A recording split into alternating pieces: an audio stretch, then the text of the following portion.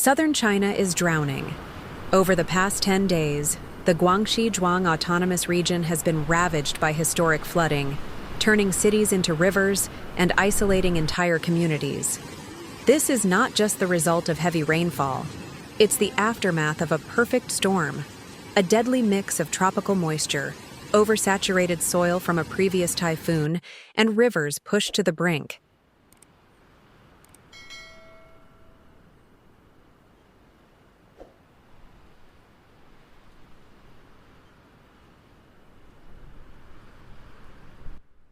It all started around June 18th, when relentless rainfall hit parts of Guizhou Province, just northwest of Guangxi. Within 48 hours, rainfall totals exceeded 250 millimeters in some areas, overwhelming drainage systems and saturating the soil.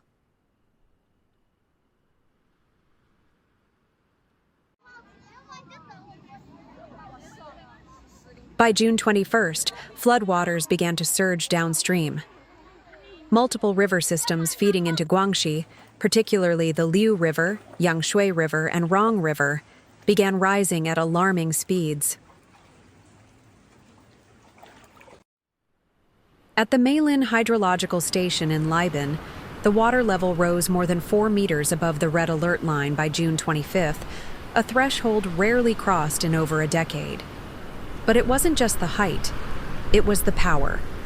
Officials recorded a peak discharge of 11,800 cubic meters per second, 80 times higher than normal.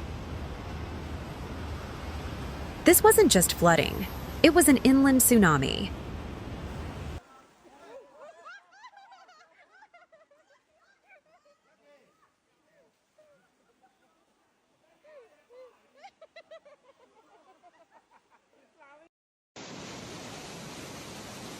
Over the next 72 hours, widespread flooding devastated cities across the province, including Laibin, Wuzhou, Hechi, Nanning, and Liu.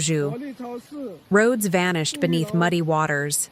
Entire neighborhoods became unrecognizable. In many places, the only way to move around was by boat or inflatable raft.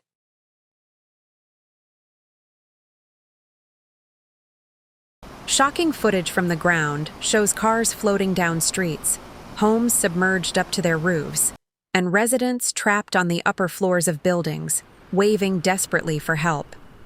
In Wuzhou County, a major bridge collapsed under the weight of the floodwaters, sending at least 2 people into the raging current. They are still missing.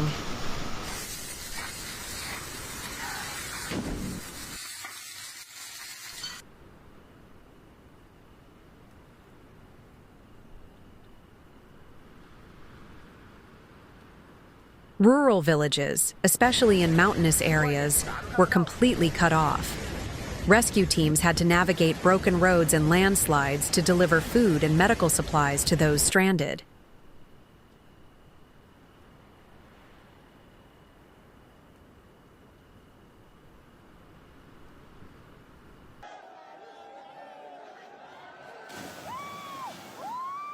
As of June 27th, at least 6 people have been confirmed dead, with fears that the actual death toll is much higher.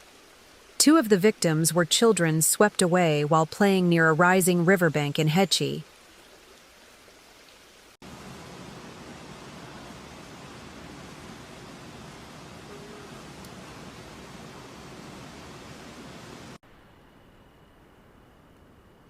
Authorities have evacuated over 80,000 people from flood-prone areas. Schools, government buildings, and stadiums have been converted into temporary shelters. Families have been forced to leave behind homes, livestock, and livelihoods.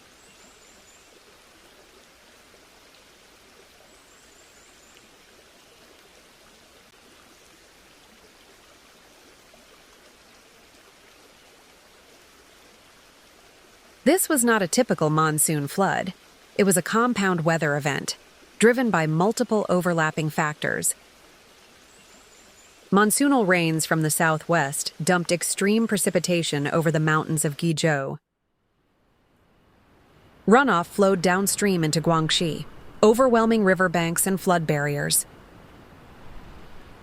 A tropical depression forming in the South China Sea around June 24th added even more moisture to the region.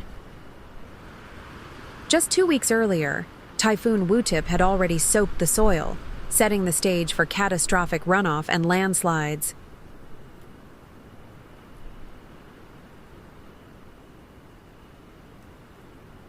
Meteorologists from the China Meteorological Administration described this as a dual flood event, floodwaters arriving simultaneously from both sky and mountain.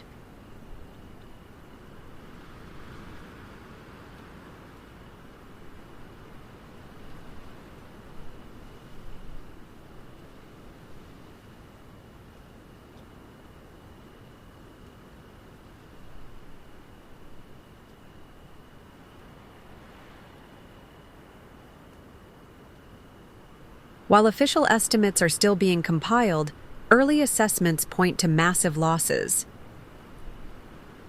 Over 9,000 hectares of crops have been destroyed. Thousands of livestock have drowned or been abandoned.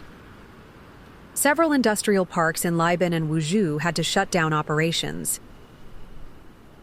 Key highways like the G72 and G75 expressways were submerged and closed.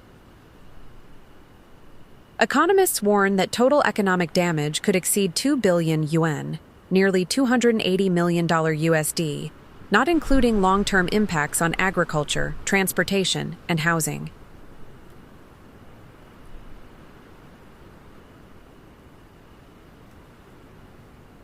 Water levels across the Pingyong River, Zhaihao River, and Doliajian.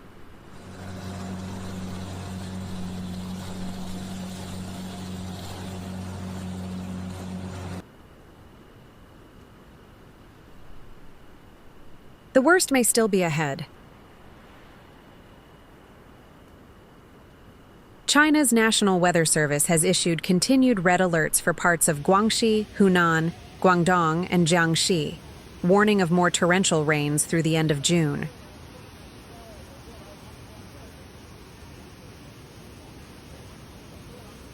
Forecasters say saturated ground conditions, combined with ongoing rainfall from the tropical system, will likely lead to more flash floods, landslides, and even dam breaches, especially in hilly and rural regions.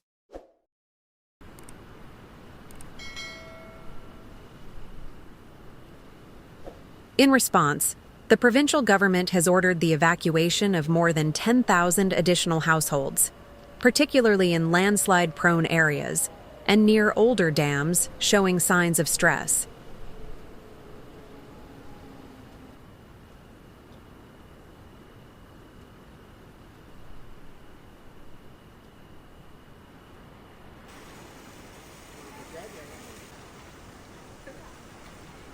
This flood is a harsh reminder that climate patterns are changing, and fast.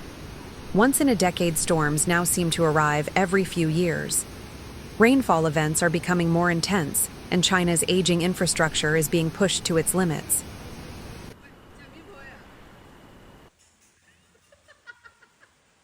Guangxi, a region known for its lush mountains and iconic karst landscapes, now finds itself on the front lines of climate-driven disasters.